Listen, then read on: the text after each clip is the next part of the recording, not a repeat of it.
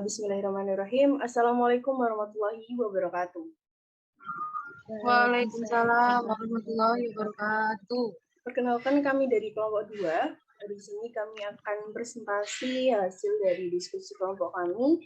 Untuk materi yang akan kami sampaikan yaitu mengenai riset pasar dan konten strategi marketing. Sebelum masuk pada penyajian materi, izinkan saya selaku moderator untuk memperkenalkan masing-masing anggota kelompok saya.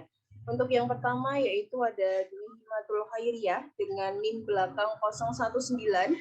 Yang kedua ada Uswatu Hasanah dengan NIM belakang 104. Kemudian ada Hadini Kurnia Damayanti dengan NIM belakang 157. Dan yang terakhir saya sendiri, Nurulita dengan NIM belakang 195. Langsung pada materi yang pertama akan saya sampaikan yaitu mengenai riset pasar. Teman-teman mungkin sudah sangat asing dengan kata-kata riset pasar ya.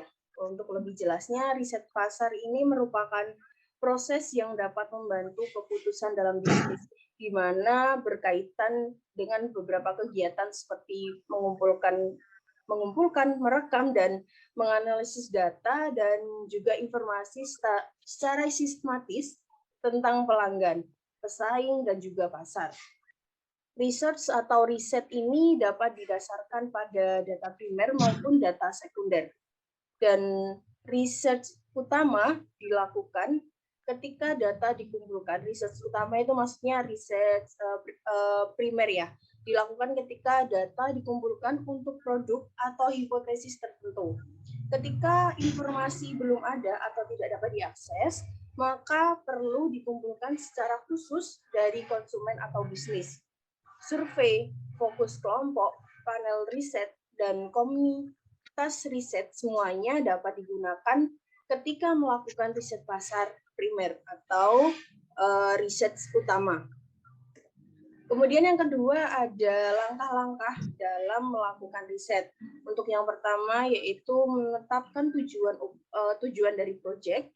Kemudian yang kedua menentukan sampel.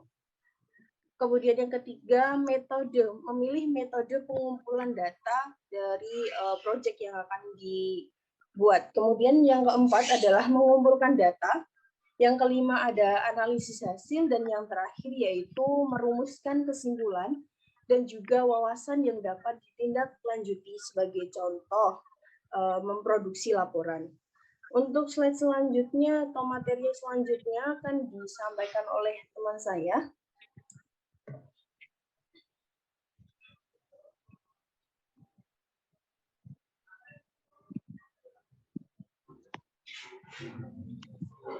Selanjutnya ada metodologi riset atau penelitian, di mana yang pertama ada penelitian kualitatif dan kuantitatif, yakni penelitian kuantitatif, mengumpulkan data yang dapat dianalisa secara statistik untuk menentukan hasil.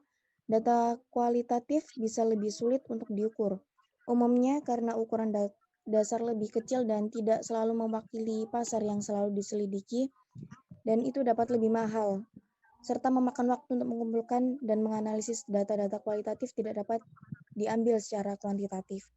Yang kedua adalah penelitian primer dan sekunder.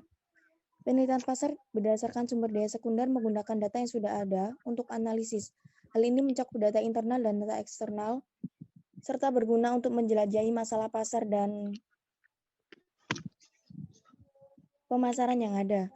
Riset primer mencakup pengumpulan data untuk tugas riset tertentu. Hal ini didasarkan pada data yang belum dikumpulkan sebelumnya. Selanjutnya metode pengumpulan data. Yang pertama ada fokus group, yakni seperti dengan grup fokus online.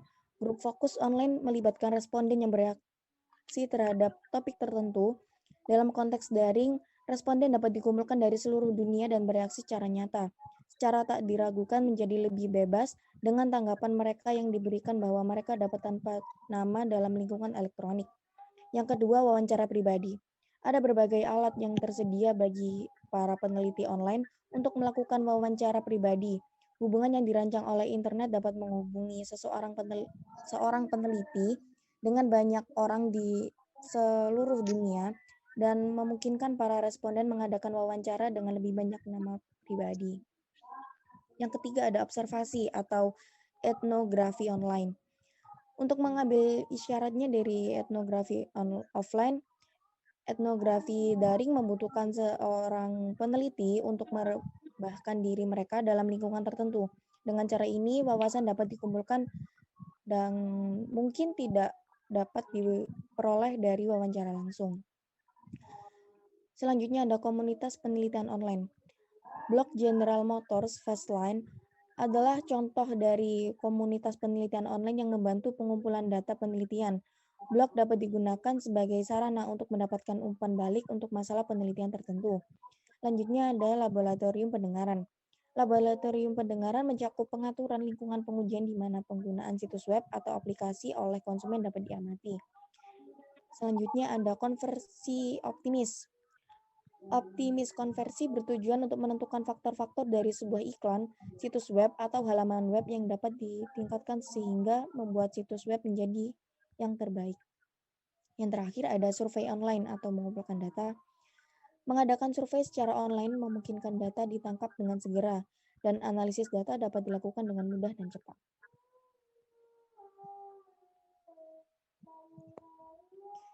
Selanjutnya ada room for error. Dengan semua penelitian, ada sejumlah kesalahan yang harus ditangani. Prasangka dapat muncul selama pelaksanaan kuesioner, misalnya pewawancara mungkin memimpin responden, atau hadir dalam desain dan pilihan kuesioner itu sendiri. Mungkin ada contoh kesalahan atau responden kesalahan.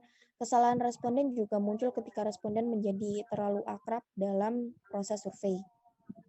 Ketika melakukan survei apapun, sangatlah penting untuk memahami siapa yang berada di pasar sasaran dan apa cara terbaik untuk mencapai pasar target itu adalah survei web meniadakan unsur populasi karena akses atau kemampuan sangat penting untuk menentukan apakah ini diterima untuk survei dan untuk menggunakan cara lain untuk mengumpulkan data jika tidak.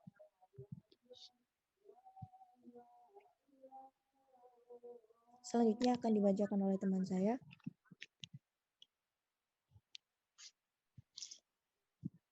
Conducting research who's going to pay pada penelitian rutin merupakan aspek penting dari strategi pertumbuhan bisnis apapun, tetapi dapat sulit untuk membenarkan anggaran yang diperlukan untuk riset tanpa mengetahui manfaat bagi bisnis.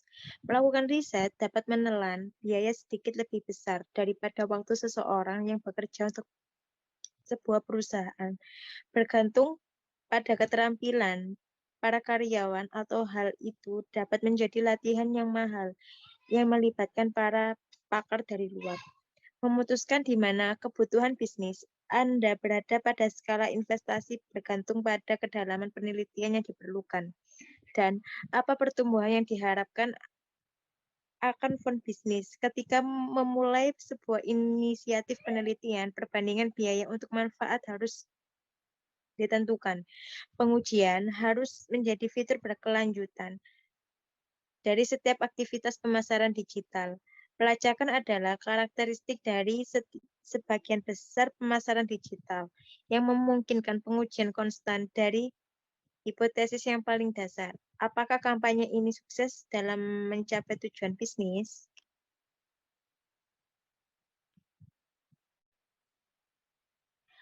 Pros and cons. Dalam peningkatan tren ini di antara peneliti pasar untuk beralih ke online. Alat dalam proses penelitian mereka, internet kemungkinan riset dengan biaya yang jauh lebih murah. Dapat lebih mudah melintasi batas-batas geografis dan dapat mempercepat proses riset. Ini bukan berarti tidak ada sisi buruknya, meskipun internet memungkinkan untuk menjangkau sekelompok orang yang jauh lebih besar tanpa biaya fasilitator. Ini memang datang dengan beberapa tantangan. Nilai riset di internet hendaknya tidak diabaikan, tetapi penting untuk mempertimbangkan dengan cermat sifat penelitian yang dilakukan dan mengintegrasi keabsahan serta legitimasi data sebagai representasi yang sah. Data yang bermakna jika itu adalah perwakilan. Jadi, pastikan untuk menetapkan tujuan dan ekspektasi yang realistis untuk penelitian Anda. Konten marketing. Konten marketing merupakan informasi yang tersedia melalui media atau produk elektronik. Konten marketing merupakan salah satu pendekatan pemasaran terhadap audiens dengan pendistribusian informasi terkait dengan produk yang dikemas secara relevan, memiliki nilai dan konsisten. Konten marketing dibuat dengan gaya dan ciri khas masing-masing produk, menonjolkan keunikan, kualitas, dan nilai-nilai yang berbeda dengan kompetitornya.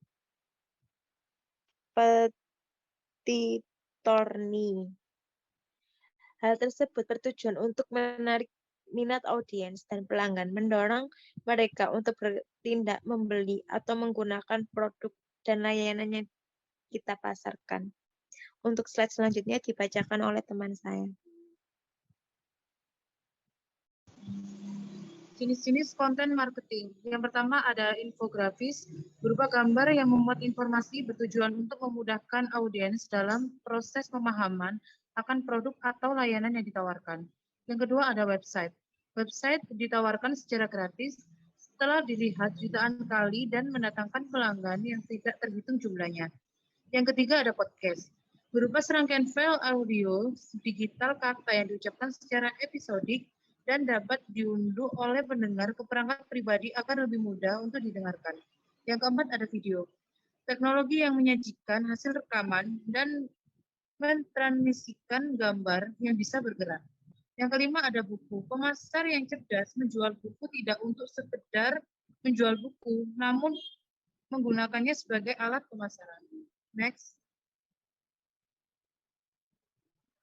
Saluran distribusi konten. Yang pertama media berbayar atau paid media, mempromosikan atau memasarkan konten secara berbayar. Contohnya seperti koran, radio, dan televisi. Yang kedua ada earned media. Media yang diperoleh merupakan hasil yang diinginkan dari usaha hubungan masyarakat, media sosial, dan hasilnya. Contohnya seperti liputan media, sebutan dalam blog, postingan atau tweet di media sosial, ulasan produk, dialog terbuka dalam komunitas online. Yang ketiga ada owned media. Seluruh properti online dimiliki dan dikendalikan oleh brand, contohnya seperti blog, situs web, dan akun media sosial. Next. Thank you. Sekian presentasi dari kelompok kami. Saya akhiri. Wassalamualaikum warahmatullahi wabarakatuh. Waalaikumsalam warahmatullahi wabarakatuh. Waalaikumsalam.